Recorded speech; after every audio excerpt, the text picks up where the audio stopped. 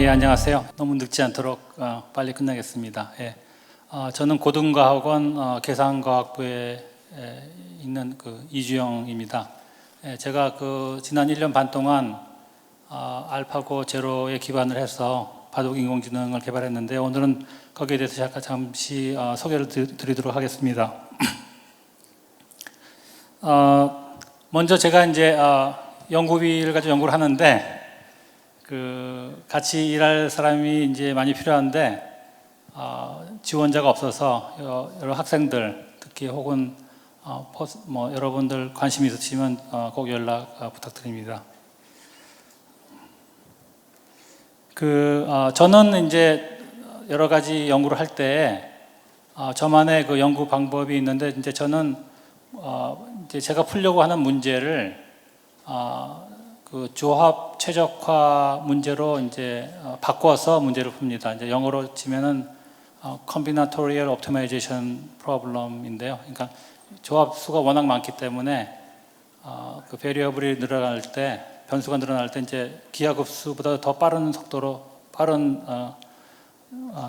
이제 컴플렉시티가 이제 증가하는데, 그래서 제가 원래 이제 바둑 인공지능을 연구하던 사람은 아니지만, 제가 이제 단백질 구조 연구라든지 혹은 신물질 개발 이런 걸 할 때에 그 문제를 조합 최적화 문제로 바꾸고 나서, 그 다음에 거기에 이제 제 조합 최적화를 풀 수 있는 방법을 적용해서 문제를 푸는 그런 방식의 연구를 해왔습니다. 그래서 제가 잠시 저희 연구에 대해서 좀 소개시켜 드리자면, 이제 가장 대표적인 조합 최적화 문제는 이제 외판원 문제인데요. 트래블링 세일스맨 프로블럼이라고 하는데, 이 경우에 미국의 532개 도시를 이제 세일스맨이 LA에서 출발해서 다 방문하고 나서 마지막에 자기 도시로 이제 돌아오는 그런 경로 중에서 어떤 경로를 가는 것이 가장 최단거리로 모든 도시를 방문하느냐, 이런 문제로 이제 조합 최적화 문제로서는 가장 많이 알려져 있는 그런 거죠. 이 문제는 초등학생한테 물어봐도 문제가 뭔지는 다 이해합니다. 문제는 이해하기 쉬운데 이제 풀기가 어려운 거죠. 왜냐하면 갈 수 있는 경로의 수가 이제 수학적으로는 531 팩토리얼 나누기 2입니다. 그래서 531 팩토리얼이라는 게 엄청나게 큰 숫자이기 때문에 풀기가 어렵지 문제를 이해하는 데는 이제 쉽습니다. 그래서 실제로 이제 컴퓨터를 사용해서 이런 최단 경로를 이제 얻을 수 있는데, 물론 이 문제를 풀려면 도시와 도시 사이의 거리를 이미 다 주어져 있어야 되겠죠, 그죠? 그래야지 이제 문제가 제대로 이제 정의가 되겠죠. 그래서 이 문제는 이제 잘 정의가 된 건데, 많은 문제들이 제가 풀고 있는 여러 가지들이 이제 이 도시와 도시 사이의 거리에 대한 정보가 불확실합니다. 그래서 그게 불확실하기 때문에 문제가 이제 이 조합 최적화만 풀어가지고는 해결이 안 되는 경우가 많습니다. 그래서 저희는 이제 제가 설명드릴 시간은 없지만, 이런 조합 최적화를 풀 때에 저희가 이제 제시한 이 conformational space annealing이라는 방법을 사용하는데요. 시간 관계상 이거는 이제 설명은 이제 하지 않고요. 이제 예를 들어서 이런 문제에 적용한다든지, 혹은 웹번호 문제 중에서 가장 큰 문제가 중국 문제인데, 중국에는 7만 1,009개의 도시가 있다고 합니다. 그래서 이것도 저희가 컴퓨터로 이제 풀었는데, 그러면 이제 이런 경로 가는 게 가장 이제 짧은 경로라는 거고요. 이제 중요한 것은 저희가 이제 이런 경로뿐만 아니라 다른 옵티멀한 솔루션을 많이 찾는데, 또 저희는 이제 최근에 고체 물리에서 어떤 소자를 이제 디자인하는데 저희 방법을 사용해서, 자세한 내용은 제가 이제 하지 않겠습니다만, 똑같은 방법을 사용해서 이제 어려운 문제를 풀었고, 그걸로 인해서 예를 들어서 토폴로지컬 인슐레이터라는 굉장히 중요한 이슈인데, 거기에 대해서 저희가 토폴로지컬 인슐레이터가 될 수 있는 그런 구조를 제시하기도 하고 디자인하기도 했습니다. 그리고 저는 이제 최근 한 30년 동안은 이 프로틴 폴딩에 대해서 이제 연구했는데요. 단백질 구조 예측 혹은 단백질 구조를 실제로 정하는 그런 것에 이제 저희 방법을 사용해서 뭐 실험하는 분하고 이제 같이 공동 연구를 할 때는 이런 실험만으로는 풀리지 않는 구조를 저희가 계산을 통해서 같이 풀고 하는 그런 연구를 해왔고요. 그리고 이제 단백질 구조 예측 대회에도 저희가 2년에 한 번씩 참가해서 상당히 좋은 그런 결과를 냈습니다. 근데 여러분들 다 아시겠지만 이제 2017년도 10월에 그러니까 지금부터 약 2년 전이네요. 그때 그 알파고 제로라는 게 나왔고 그때 딥마인드에서 한 중고등학생 정도의 그 영어를 읽을 줄 아는 사람이면 이해하기 쉽게 이렇게 알파고 제로에 대해서 설명을 한 그 웹페이지가 있습니다. 여러분들 혹시 안 가보셨으면 꼭 가보시기를 권유합니다. 자기네들이 왜 바둑 인공지능을 만들었는지 쭉 설명을 하는데요. 쉽게 설명을 하는데 제일 마지막에 문장이 저한테 굉장히 뭐 거의 충격에 가깝게 다가왔는데 제가 다시 한번 읽어보겠습니다. 마지막 문장입니다. If similar techniques can be applied to other structured problems such as protein folding, reducing energy consumption, or searching for revolutionary new materials, the resulting breakthroughs have the potential to positively impact society. 그래서 이런 그 사회에 공헌하기 위해서 어려운 문제들을 이제 딥마인드에서 풀겠다는 뜻이에요. 근데 제가 30년 동안 30년 이상 연구해 왔던 공부해 왔던 문제가 바로 이 프로틴 폴딩하고 머티리얼 디자인입니다. 그래서 제가 이제 그때 뭐 일단 딥마인드 측에서 뭘 해왔는지를 좀 제가 자세하게 알아봐야 되겠다고 해서 그때부터 이제 인공지능에 대한 연구를 좀 본격적으로 하기 시작했습니다. 공부를 하기 시작했고요. 그래서 이제 알파고가 뭔지 먼저 설명을 드려야지 여러분들 바둑이 제가 개발하고 있는 것에 대해서 이제 설명을 드릴 텐데 이름을 이해하면은 여러분 반 이상 이해하시는 겁니다. 알파고 제로라고 있죠. 알파가 있고 고가 있고 제로가 있습니다. 그러니까 고는 이제 일본 말로 이제 바둑을 이고라고 하는데 그냥 고라고 간단히 해서 이제 일본이 누구보다도 먼저 서구 사회에 바둑 그 전파를 했기 때문에 바둑이 고로 알려져 있고요. 바둑으로도 많이 알려져 있습니다. 근데 이제 고로 더 많이 알려져 있죠. 그리고 알파라는 것은 그 사람들이 뭐 설명은 안 했지만 여러분들 그 원숭이가 이렇게 떼지어 다니잖아요. 거기 알파 몽키가 있습니다. 알파 몽키. 알파 몽키가 그 떼거리에 이제 우두머리 그 원숭이죠. 그래서 50마리가 이렇게 혹은 100마리 떼가 있으면 항상 거기 알파 몽키가 있습니다. 그러니까 딥마인드 측에서 자기네들이 제일 잘한다는 걸 갖다가 이제 얘기하기 위해서 이제 알파고라고 절침에 했죠. 그다음에 알파고 제로가 나왔는데 이 제로를 여러분들이 이해하셔야 되는데 제로라는 게 뭐냐면 제로 도메인 날리지입니다. 도메인 날리지. 도메인 날리지라는 게 이제 전문 지식이죠. 저는 물리학자니까 물리학에 대해서 30년 이상 전문 지식을 쌓아왔죠. 그죠? 그리고 뭐 바둑 기사 같으면 프로 바둑 기사가 되려면 적어도 10년 정도 그 전문 지식을 쌓아야 됩니다. 여러분들 분야에서 다 전문가가 되려면 10년 정도의 그 전문 지식을 쌓아야 되는데 알파고 팀이 알파고 제로를 만들 때에 자기네들은 전문 지식을 하나도 사용하지 않았다는 뜻이에요. 제로 도메인 날리지. 바둑이 뭔지도 모르고 시작을 해서 그죠?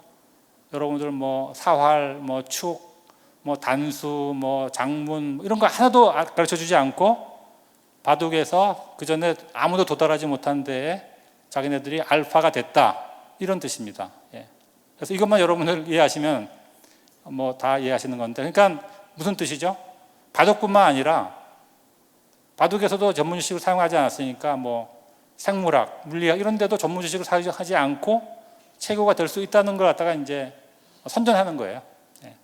그래서 여러분들 혹시 지금은 진짜로 인공지능 시대가 온 것 같아요. 과거에 몇 번 왔다고 한 적이 있는데 그때는 다 이제 뭐죠 그 늑대와 양치 이런 건데 늑대가 나타났다고 여러 번 했는데 지금까지는 가짜였는데 지금은 진짜인 것 같습니다. 그래서 제가 오늘 이렇게 강의를 하게 됐고요. 그래서 이제 알파고에 대해서 제가 뭐 설명을 드리자면 한 2시간 필요한데 간단히 그동안에 이제 알파고에 대해서 대중매체, 매스미디어에 제가 봤을 때 잘못 전달된 게 상당히 많이 있습니다. 지금은 뭐 많이 나아졌을지 모르겠는데 그거에 대해서 이제 제가 몇 가지만 먼저 말씀을 드리겠습니다. 첫째는 제일 처음에 그 알파고 나왔을 때요. 알파고는 프로 기사의 모든 대국을 다 알고 있다. 이세돌 구단이 둔 몇 대국을 둔지 모르겠죠. 그 다 알고 이제 둔다 이렇게 이제 얘기했어요. 근데 이거 전혀 사실이 아닙니다.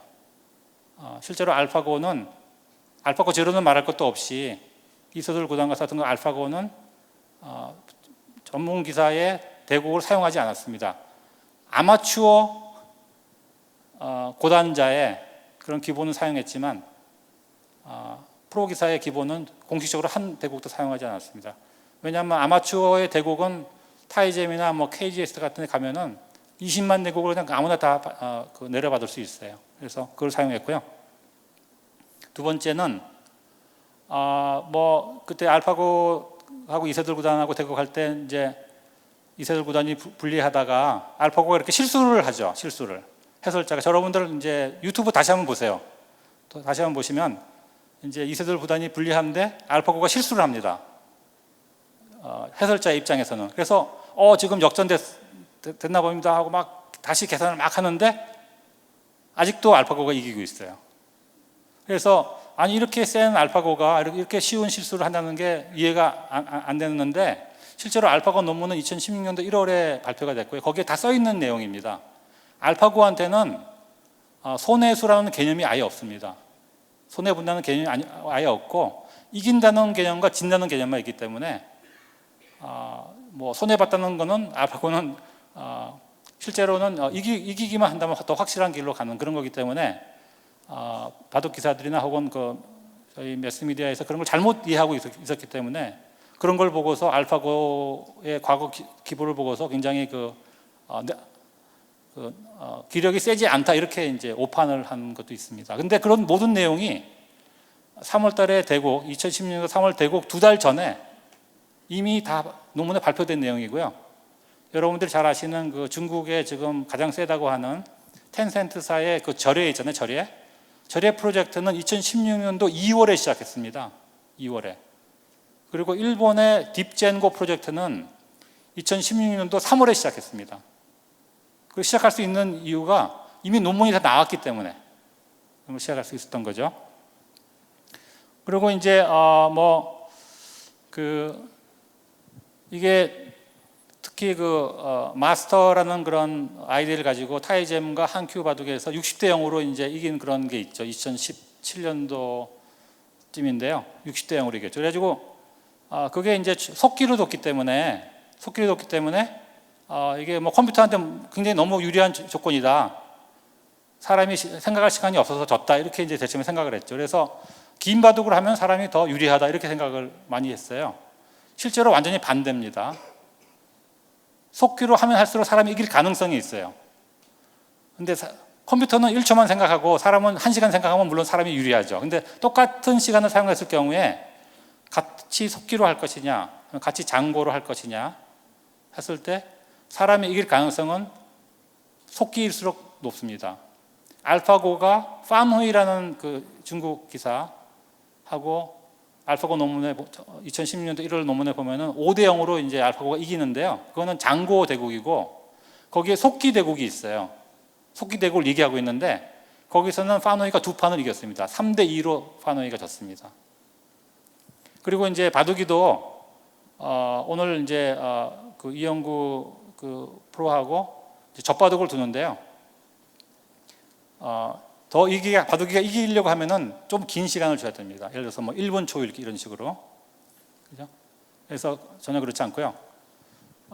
마지막으로 이제 알파고하고 딥블루하고 많이 비교를 합니다. 근데 이 딥블루와 알파고가 큰 차이가 있어요.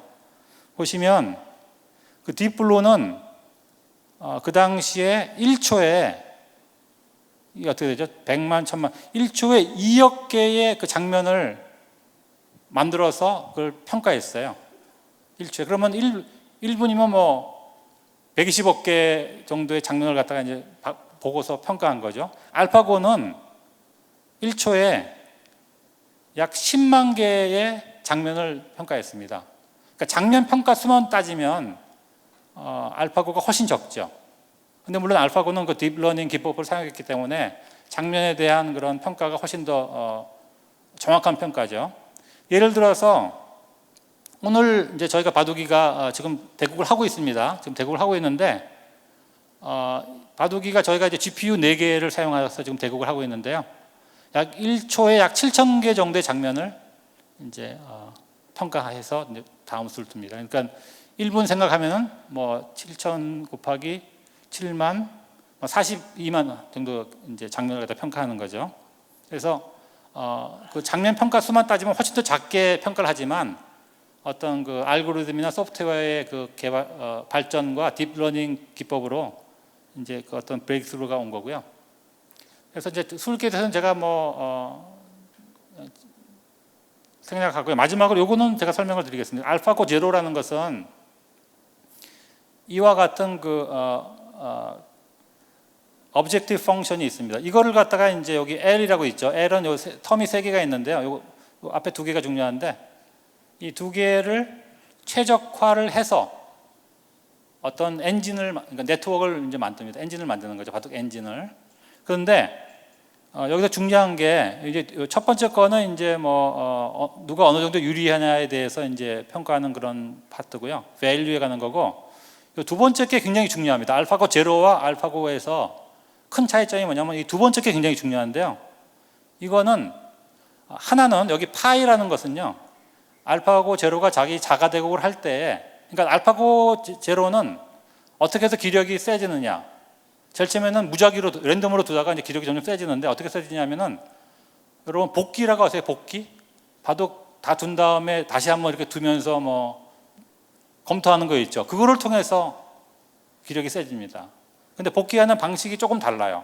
사람의 경우에는 한두 군데만 이렇게 가서 그 장면에 대해서 여러 가지 한참 이렇게 복기하죠. 바둑이는 첫 수부터 끝 수까지 다 복기를 하는데 한 수 두기 위해서 제가 이제 간단히 돈으로 말씀드리면 한 수 두기 위해서 1,600원을 냅니다. 1,600원을. 그런데 그러니까 1,600초를 생각하는데 예를 들어서 근데 1초만 생각하면은 훨씬 더 안 좋은 수겠죠. 그죠? 그래서 여기 보시면은 여기에 그 P라고 하는 것은 우리가 네트워크를 한 번 부르는 거예요. 한 번. 이 딥 뉴럴 네트워크를 한 번 부르는 겁니다. 근데 이 파이라는 것은 수익기를 한 다음에 1600번 수익기를 한 다음에 나오는 거기 때문에 이 파이가 P보다 1600배 비쌉니다. 그죠? 여러분들 1초 초읽기 한 거 하고 1분 초읽기 한 거하고 1분 수읽기 한 게 훨씬 더 좋은 수겠죠. 그죠? 그래서 이걸 옵티마이즈 한다는 얘기는 뭐냐면은 1초만 생각하더라도 한 번만 네트워크를 부르더라도 바둑이가 나름대로 1600번 수읽기 한 거와 같은 수를 두게끔 네트워크를 바꾸는 그런 양입니다. 그래서 모든 수를 이런 식으로 복기를 해서 그러면 이렇게 1600번 수읽기 한 거를 한 번에 할 수 있으면 그걸로 더 좋은 대국이 되겠죠. 그럼 그걸 또 다시 또 그거로 둔 대국에 1600번 한 걸 또 한 번에 할 수 있으면 점점 더 세지겠죠. 이런 식으로 복기를 통해서 바둑이 그 알파고가 커지고요. 저희는 이제 여기서 이제 저희 방법은 알파고가 90% 정도는 자세하게 뭘 했다는 게 다 적혀 있어요 거기에. 근데 거기에 이제 저희가 제가 연구할 때 사용하는 이 최적화 방법을 사용해서 이 objective function, cost function을 최적화하는데 이제 사용을 했고요. 물론 시간은 더 오래 걸리는데 더 좋은 결과를 얻을 수 있다는 걸 제가 한번 그 엠니스트 셋에 대해서 테스트한 걸 보여드리면 이제 보통 이제 그 머신 러닝을 할 때 세 개의 데이터를 만듭니다. 하나는 트레이닝 셋이라 그래요. 트레이닝 셋이 있어요. 트레이닝 셋은 이제 이게 Y축이 점점 더 좋은 결과를 얻는 건데요. 트레인을 하면 할수록 이제 이 트레인 셋은 이거 트레이닝 했기 때문에 점점 더 좋아지죠. 그런데 너무 열심히 트레이닝을 하게 되면 우리가 이제 오버 트레이닝이라 그러는데요. 오버 피팅, 오버 트레이닝이 될 수가 있는데 여러분 이제 시험 공부할 때 뭐든지 다 달달달 외워서 공부하는 사람 있죠. 그죠? 도움이 됩니다. 근데 외우기만 하면 외우지 않았던 문제가 나오면 틀릴 수 있죠. 그거는 이제 공부를 잘 못한 거죠. 시험 공부를 잘 못한 거죠. 그죠? 외우지 말고 이제 그 원리를 이해해야지 조금 다른 문제가 나오더라도 똑같은 그 이해를 사용해서 문제를 풀 수 있는 거잖아요.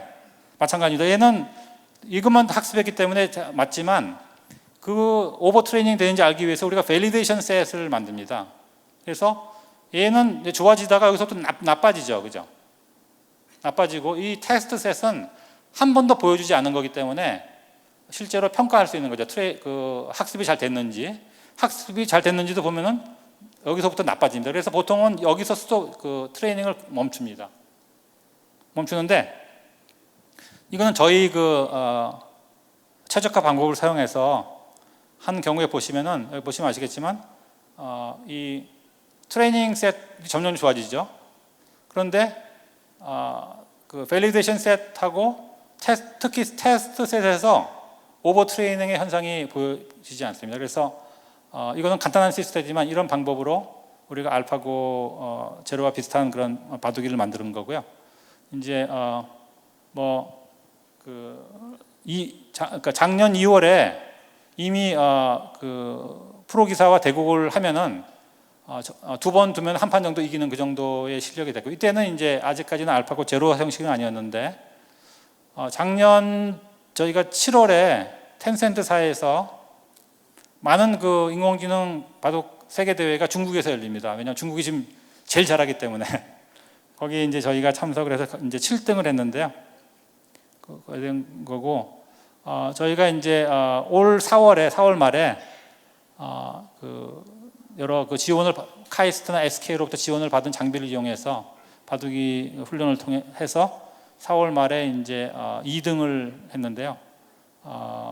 여러 운도 따랐지만 하긴 2등을 하게 됐고요. 그리고 이 바둑이가 점점 세지면서 어떤 식으로 세지는지에 대한 설명을 드리자면, 이 그래프는 이제 X축은 이제 수순입니다.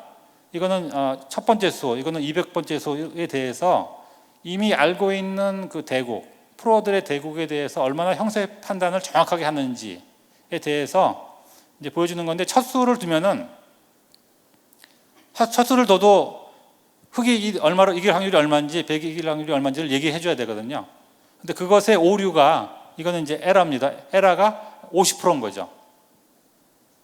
한 수 딱 뒀는데 그때 백이 이길 확률을 예측하는데 둘 중에 한 번밖에 안 맞는다는 뜻이에요. 그죠? 한 수만 뒀기 때문에. 근데 이제 뒤로 가면 갈수록 이제 점점 더 정확해지죠. 이게 저희가 이제 2019년도 뭐 2월달, 4월달 이때의 그 바둑이 가지고 이제 평가한 거고요. 요거는 이제 그 한 올 여름쯤에, 작년 여름쯤에 보면 이제 그 엘프고하고 비교했을 때, 엘프고는 이제 빨간 건데 바둑이는 이제 이 초록색 해서 이제 상당히 비슷하게 따라갔고요. 요거는 올 초에 이제 엘프고 버전, 가장 최근 버전인데 엘프고가 빨간 거고요. 그리고 이제 초록색이 이제 바둑이인데, 보시면 바둑이의 그 형세 판단이 점점 더 좋아진다고 걸 볼 수 있고, 가장 최근의 것은 이제 이것보다 더 좋습니다. 그래서 마지막으로 제가 그 초록에서 말씀드린 거에 대해서 이제 할 텐데, 오늘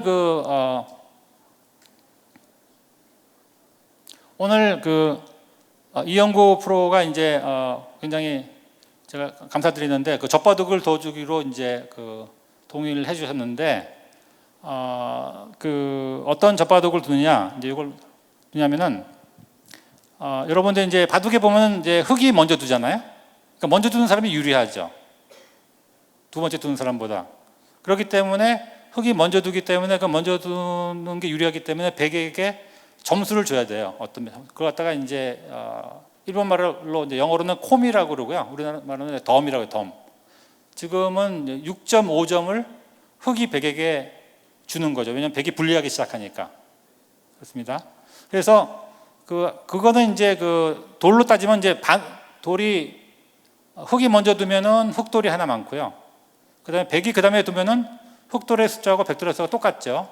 또 그다음에 또 흑이 또 하나 두면은 흑돌이 하나 더 많고, 그다음에 또 똑같고 하기 때문에 이제 이거는 돌 수로 따지면 한 돌 반 개 정도에 해당되는 거죠. 반 개 정도에 해당되는 게 한국과 일본에서는 이제 6.5로 이제 정해놨습니다. 6.5로. 중국에서는 7.5로 돼 있어요. 7.5로 돼 있는데 중국은 이제 한국이나 일본에서는 6.5도 가능하고 5.5도 가능하고 7.5도 가능한데 중국식 계가 방식 때문에 중국에서는 7.5 다음에는 9.5 아니면 5.5만 가능해요. 그래서 7.5를 사용하는데 최근에 그 몇 년 동안의 프로들의 대국을 보면은 6.5로 했을 때 거의 50대 50입니다. 흑과 백의 이길 확률이 몇천 판 더 봤더니. 그런데 이제 중국에서는 7.5로 했더니 백의 이길 확률이 조금 더 높아요. 그래서 저는 먼저 두는 선착의 효를 6.5로 이제 계산하겠습니다. 돌 반 개의 효과가 6.5인 거죠. 그러면은 우리가 이제 두 점 바둑을 두면 어떤가요? 두 점 놨을 때는 흙이 두 개 많고 돌이 백이 하나 더 넣으면 그 다음에 흙이 한 개 많죠. 그래서 한 개, 두 개가 계속 반복되기 때문에 평균적으로 1.5개가 많은 거예요. 돌이 1.5개가. 그래서 0.5가 x니까 1.5는 이제 3배가 되겠죠. 그래서 3x가 되고요. 보통 100이 비기면은 이제 무승부가 나는 경우에는 100이 이긴 거로 치기 때문에 100이 0.5를 더합니다. 그래서 두 점 바둑은 보통의 두 점 바둑은 한 집으로 따지면 19집 정도 된다. 그냥 제 혼자 생각하는 거예요. 틀릴 수도 있습니다. 그리고 이제 세 점 바둑은 그런 식으로 따지면 32집이죠. 집으로 따질 때. 네 점 바둑은 45집입니다. 근데 알파고 제로 형식에서는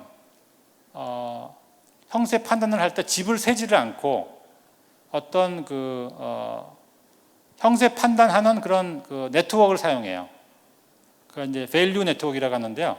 그거는 트레이닝이 이미 된 거기 때문에 그 트레이닝 할 당시에 7.5를 가지고 트레이닝을 했어요. 6.5로 하려면 다시 트레이닝을 해야 돼요. 다시 3천만 대국을 둬야 돼요. 그래서 알파고 제로 스타일의 이제 바둑 인공지능, 바둑이 뭐 엘프고 뭐 릴라 제로, 뭐 알파고 물론이고요. 이런 거는 이런 식으로밖에 대국이 안 됩니다. 인공지능이 자기가 유리하다고 생각할 때 실제로 유리해야 되고 불리하다고 생각할 때 실제로 불리해야지만 대국이 이제 제대로 진행이 되기 때문에 그래서 제가 이제 여기 차이가 덜 나는 것부터 많이 나는 것까지 쭉 했는데 가장 적게 나는 게 이게 지금 한 큐 바둑에서 절예가 두고 있는 방식인데요. 두 점을 놓고 100이 6.5를 받는 거예요. 원래는 0.5를 받아야 되는데 그래서 이거 실제로 이제 딱 두 점이면 19.5인데 여기 6.5를 빼면 13집이 되고요. 이게 두 번째가 오늘 대국 방식입니다. 오늘 이영구 프로하고 구단하고 바둑이가 두는 방식인데 여기는 흑이 먼저 두는데 원래 흑이 백한테 7.5를 줘야 되죠. 중국식에서. 그런데 오히려 흑이 8.5를 받습니다. 그러니까 호선 대국에 비해서 16집이 더 이득인 거죠. 그죠? 16집 정확하게. 그리고 이제 바둑이가 인터넷에서 타이점에서 이제 많이 두는 방식인데요. 세 점 바둑에 100이 5.5를 받는 거는 이렇게 계산을 해보면은 27집 정도 유리하고요.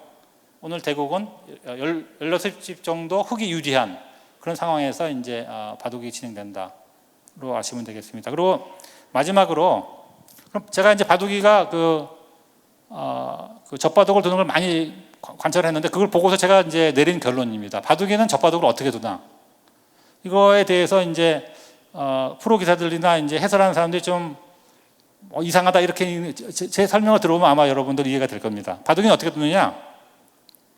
너무나 불리하잖아요. 지금 시작할 때 16집을 지고 있으니까.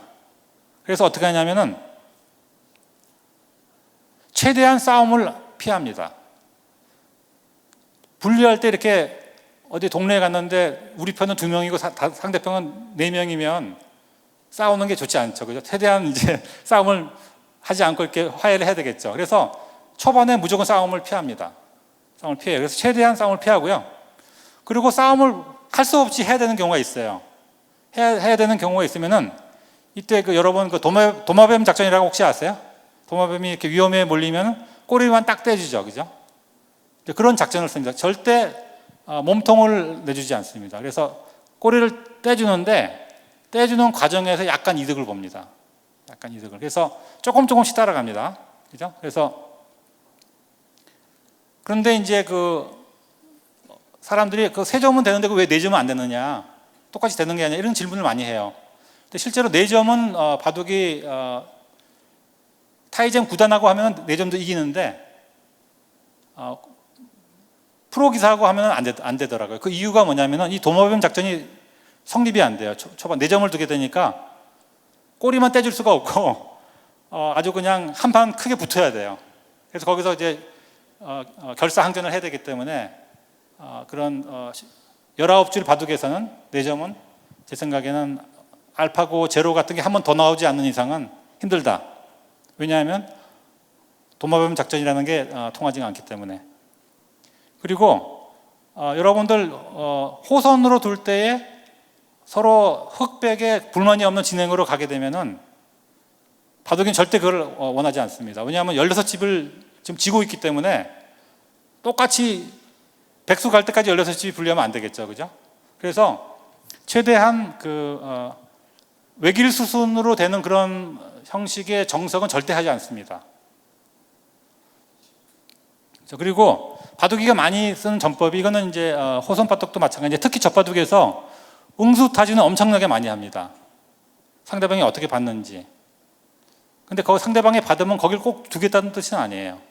응수타진을 계속 합니다. 그러니까 사람이 봤을 때는 여기 뒀다 저기 뒀다 그냥 아무런 생각 없이 두는 것처럼 하는데, 그래서 이제 이게 마지막 장면 페이지입니다. 끝납니다. 그래서 응수타진을 굉장히 많이 하고 바둑이는 자기가 정하지 않고 결정은 상대방이 하고 바둑이는 상대방 결정에 따라서 자기가 어떻게 할지를 이제 대응만 합니다. 그리고 아주 자주 상대방이 제대로 두더라도 거기 더 이상 진행을 하지 않을 때가 굉장히 많아요. 왜냐하면 계속 진행이 되면은 하나도 좋을 게 없기 때문에 계속 모양을 확정짓지 않고 뒤로 미루고요. 바둑이는 모든 수가 국지적으로 보는 게 아니고 전체 반상을 통해서만 둔다는 것. 이제 이런 걸 이해하시면은 아마 아래층에서 지금 진행되고 있는 대국을 좀 더 감상하시는 데 더 도움이 될 것 같습니다. 그럼 이 정도로 소개를 마치겠습니다. 감사합니다.